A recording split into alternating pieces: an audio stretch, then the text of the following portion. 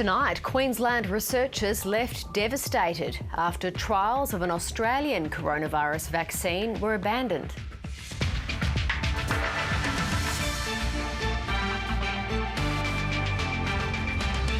Also tonight, a Northern Territory judge reserves his decision on whether or not to move Constable Zachary Rolfe's murder trial away from Alice Springs. 4 people in hospital after a serious car crash in Katherine overnight. And a concussion scare for Test hopeful Cameron Green in Australia A's 3-day practice match against India at the SCG. Good evening, Eleni Roussos with ABC News. Australia's hopes of developing a homegrown coronavirus vaccine has been dealt a major blow, with the Queensland trial being abandoned. The shock announcement came after research scientists and the vaccine manufacturer revealed participants returned false positive HIV results. The 100-strong team of scientists are devastated their COVID vaccine has failed. It was a race against time, and back in January, University of Queensland virus experts were confident. We're aiming to have something that's ready to go into humans in 16 weeks' time. And in early clinical trials, it looked promising. The vaccine was shown to be safe and extremely well tolerated in all of our vaccinees. 216 people in all. The problem was the use of an HIV protein used in the molecular clamp technology. It was a small fragment of HIV, and scientists were aware of the risks of false positive results. There was a theoretical risk of this, we thought, albeit a very low risk. In a shock result, everyone who had the vaccine came up with the false positive. The federal government was told on Monday, and jointly today with CSL, it was decided to halt the project. The risk to vaccine confidence was the principal issue here. It was a very, very good technology. It was looking like it was going to make antibodies, and it probably would have worked very well as a vaccine. But it would have been hard to convince the public it was safe. It's certainly a tough day for the team to get this news. Especially seeing the very positive data come out of the trial. It's a very sad time, but also we're very proud of what we have achieved. Trial participants didn't know if they were taking the vaccine or a placebo. It's just such a terrible shame that it is ending this way, but I would do it again in a heartbeat. I have no concerns about recording a false positive. Heather Shearer says researchers were very upfront about any risk. I knew that they were using a modified part of the HIV virus, but the actual possibility of getting HIV was impossible. The UQ scientists are leaders in clamp technology and did have other options from the start. In hindsight, the UQ team, of course, it's a wonderful thing, would look back and perhaps change the molecular clamp that they were using because there are other options. But they went ahead with this, and everyone knew that this was a possibility because patients were warned about it. The Queensland government invested $10 million into the research with no regrets. They've been working night and day. I mean, they have been making the ultimate sacrifice. But of course, there are going to be some winners and losers when it comes to vaccines. What has happened today is not a surprise to the government. But what is important is that the plan was in place to deal with this. So the race for a vaccine continues. I think the world is in safe hands as we bow out of this project. Lexi Hamilton-Smith, ABC News. The Prime Minister has responded to the termination of the Queensland University deal by ordering millions more doses of other promising vaccines. Scott Morrison says the government's strategy from the start was to build a diverse portfolio of options. As political reporter Jane Norman explains, the news overshadowed the final National Cabinet meeting of the year. FaceTime for the first time in 9 months. All but one of the nation's leaders in the same room. We're working together, and Australia is coming back from COVID-19. A sign of progress in the COVID recovery amid a vaccine setback. Every cent we have invested has been money well spent. Every single cent. Australia's hedged its bets in the global race, investing billions in 4 potential candidates. With the University of Queensland trial cancelled, extra stocks of the others are on order. The government's now purchased nearly 54 million doses of Oxford's AstraZeneca vaccine, which can be made locally, and 51 million doses of the Novavax shot produced in Europe, enough to cover the entire population if either is approved.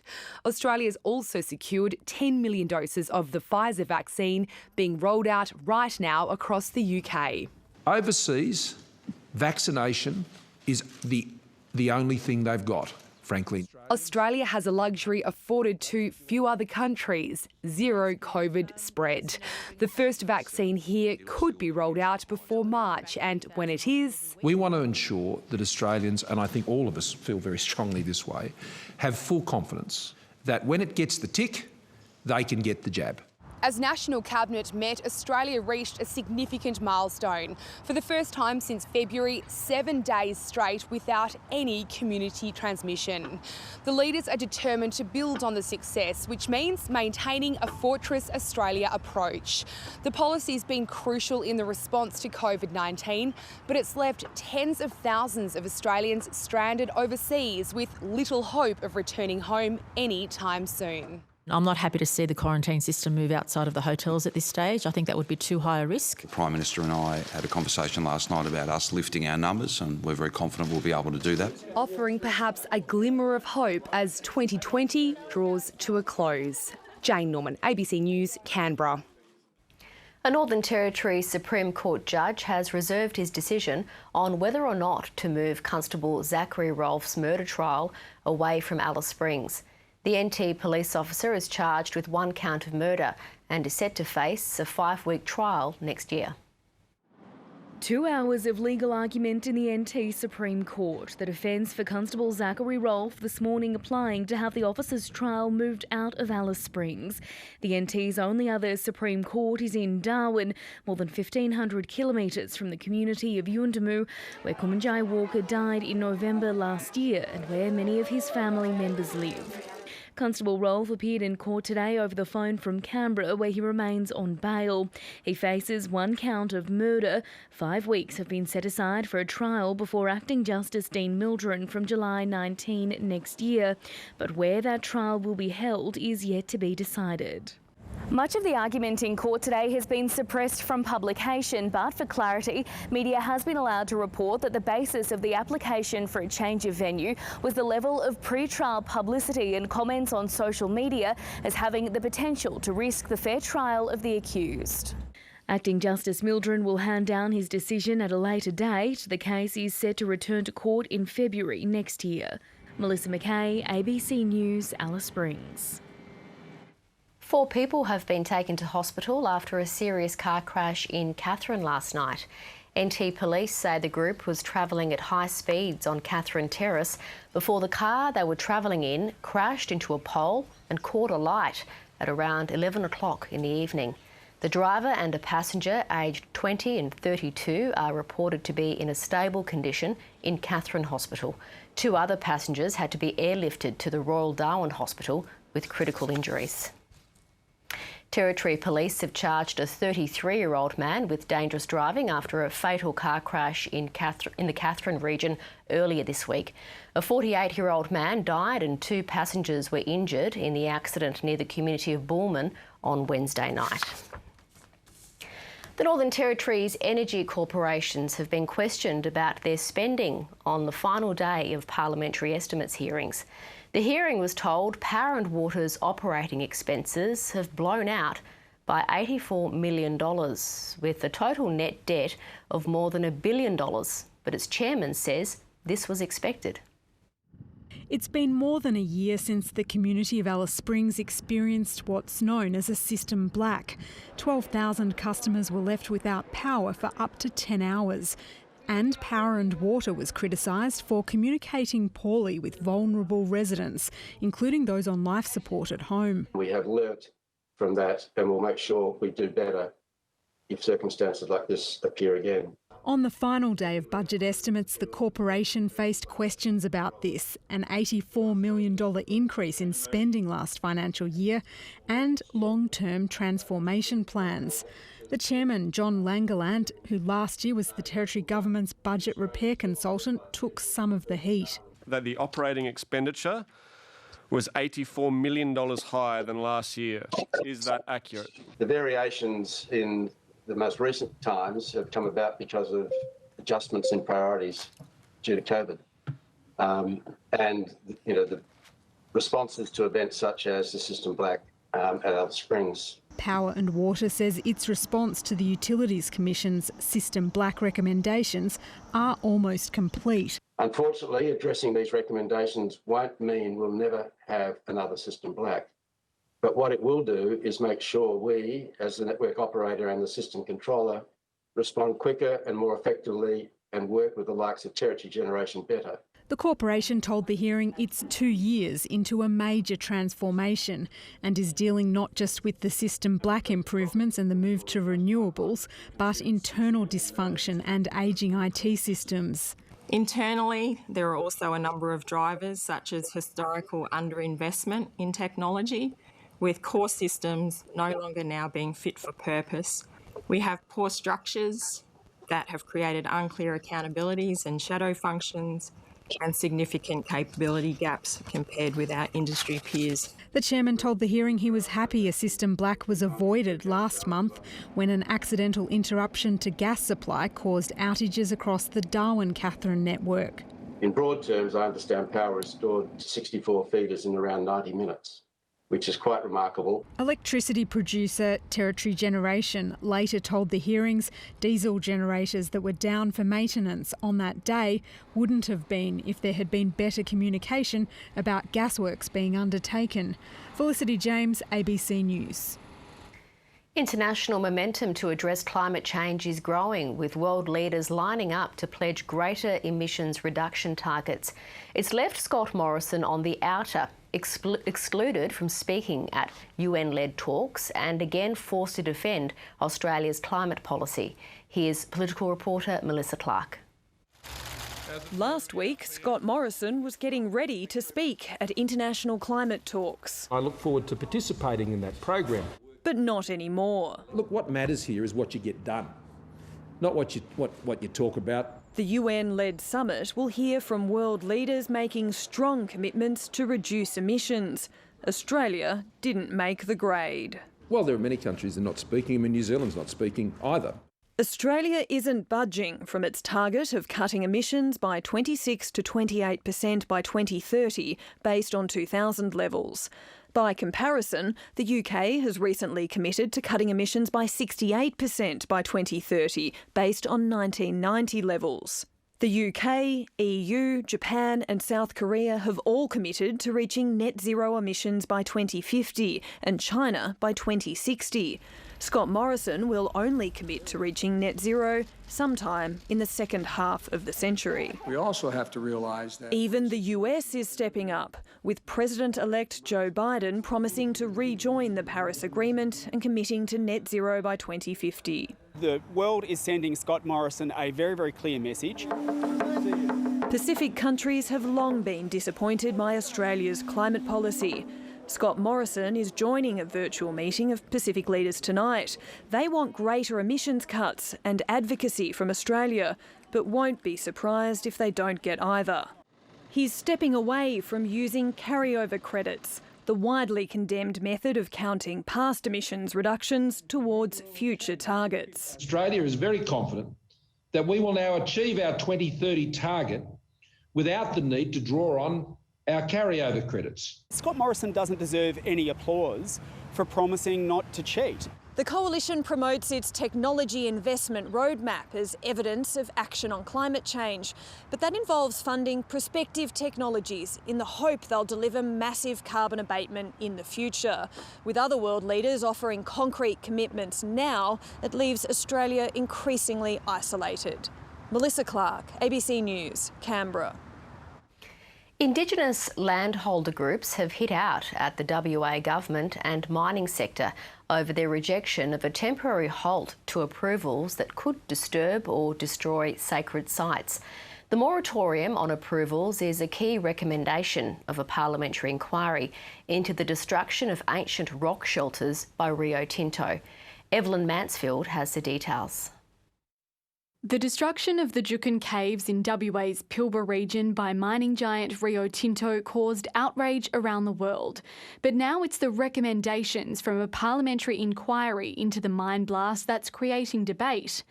The reports called for a pause on approving applications from miners and other land users that could destroy or disturb Aboriginal sites, a process known as Section 18. But it's been rejected by both the WA government and broader mining sector. We need that process to be able to continue so that we can continue to bring on new projects and so that the state's infrastructure investment doesn't stall. Anthony Watson is the chair of the Kimberley Land Council. He says exemptions to destroy important sites should never have been allowed. Section 18 should be scrapped altogether. That's the process of legalising destruction of heritage. While the Association of Mining and Exploration Companies says companies are talking more with traditional landowners and reviewing agreements, Mr Watson says that's not enough. We need to have the chance to say no mean no, and we need to have some bare minimum in this. Shareholder advocates believe a temporary halt on approvals is warranted. We're talking about a pause for a few months while proper, decent, modern legislation is put in place. The McGowan government has drafted a new bill which removes the controversial approvals process. However, it won't be introduced to Parliament until after the state election in March. Evelyn Manfield, ABC News, Perth. Americans are one closer to getting the green light for the Pfizer vaccine after a key advisory panel urged regulators to approve it. The Food and Drug Administration will make a final decision within days. It comes as the US reported nearly 3,000 deaths on Thursday. From Washington, Greg Jennett reports. From Brussels with haste, the landing's bumpy, the cargo undisturbed. United's transatlantic dash to Virginia is a shakedown. Chill rooms at the ready for vaccines soon to come. That's probably the biggest logistical challenge in air freight that we've ever seen. Dr. Lee voted yes. An advisory panel to the health regulator, the Food and Drug Administration, is convinced. So we do have a favourable vote. That the benefits of the Pfizer vaccine outweigh its risks. We are just a few short days away from what I believe will be the beginning of the end of the coronavirus pandemic in America. The FDA itself will give the tick for national use as soon as this weekend. We wear protective gear. Los Angeles County hospitals are counting the days for exposed staff to get better protection. Once approval's through, the mammoth task of getting Pfizer's vaccine out to 20 million Americans in this month alone gets underway. More than $13 billion has already been spent getting Operation Warp Speed up to this point. But anxious states want Democrats and Republicans on Capitol Hill to strike a deal for another COVID funding relief package so 100 million Americans can be immunised by March. Southern California's under strain, but one of its infected residents isn't troubling the hospital system. I'm in the middle of a show, I just forgot. Okay, I gotta go. Ellen DeGeneres' TV year, complete with live studio audience, has been cut short. She's isolating after testing positive to the virus. Greg Jennett, ABC News, Washington. Lebanon's outgoing Prime Minister and 3 former ministers have been charged with negligence over the Beirut port explosion.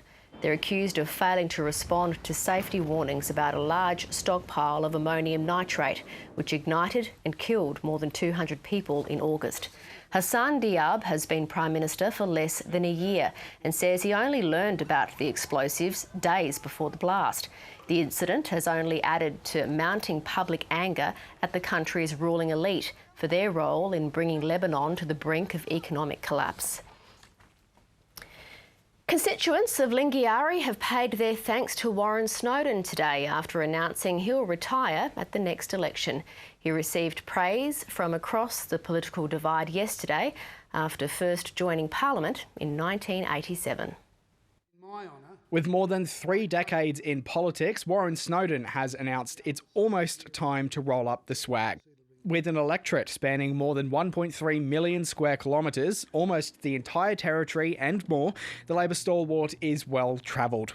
And while the recent Territory government election showed Labor has lost favour in Alice Springs, these locals say he'll be missed. Been around a long time and he always sticks up for Aboriginal people, and yeah, I think he's been really good. We'll be sad to see him go because he's a familiar figure around town and I often see him around town. The Central Land Council says plenty of people have come and gone in his time, but Mr Snowden has remained committed to the Northern Territory. And particularly to Aboriginal Territorians, those living on remote communities and outstations across the vast seat of Lingiari. The Aboriginal Medical Services Alliance of the NT says the retirement is well earned, but it'll be a big loss for the Territory. Purely with, Warren's understanding, his knowledge, his contacts, his networks. And while he hasn't always been on the front line, locals say he has always been in the fight for the Territory. A constant in the background, supporting the aspirations of Aboriginal people in the Northern Territory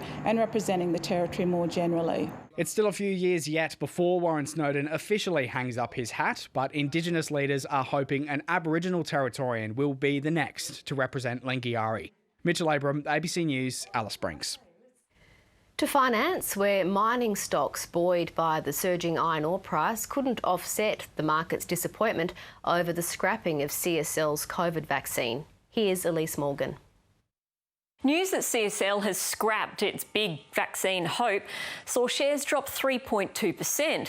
Big, but it doesn't erase the 3.5% rise it saw when the government announced it would buy 50 million doses of it. Shares are still up for the year. Westpac investors failed to be cheered by Chairman John McFarlane telling the AGM he's hopeful Westpac will return to a more consistent dividend after it scrapped one and halved the other this year. Hardly a guarantee, but shares fell less than the rest. And miners continue to do very well. In fact, pre-GFC the surging price of metals, in particular iron ore, have lifted the gauge of local mining stocks back to 2008 levels. And if you're in any doubt how deep miners have dug, here's how they've performed against the rest of the ASX 200 over the past 5 years. While coal remains on the nose, up through the ground comes bubbling crude. Here's Brent, which has just returned to where it was in March, driven largely by Asian demand. West Texas is sitting just below that price after rising nearly 30% since October. What does that mean at our Bowsers? Well, the wholesale price is 11% higher than June's lockdown slump, with potentially more to go as global demand picks up and we all hit the road for Christmas. The strengthening Aussie dollar, though, will help to cap prices just a little. The Aussie rocketed again overnight thanks to a saggy greenback. But the local market has barely moved for the week, just eking out a 6th straight week of gains. And that's finance. With just 8 months until the Olympics, Japanese sports leagues are carrying out high-tech experiments to learn how coronavirus spreads inside stadiums. The hope is they'll be able to demonstrate how to hold major events safely, but some fans are worried they're being used as guinea pigs. North Asia correspondent Jake Sturmer reports from Yokohama. A packed stadium and tens of thousands of fans in a sight not seen in Japanese sports since before the coronavirus pandemic began. Yokohama Stadium is where they'll hold the Olympic baseball and softball, and tonight it's at around 80% capacity.